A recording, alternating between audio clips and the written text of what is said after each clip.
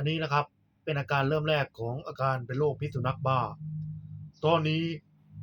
ก็เริ่มมีอาการอย่างที่เห็นเลยนะครับตอนนี้อาการก็เริ่มหนักขึ้นเรื่อยๆแนะนำให้เจ้าของสังเกตอาการแบบนี้ดีนะครับอาจจะมีผลกระทบกับผู้อยู่อาศัยร่วมกับมันได้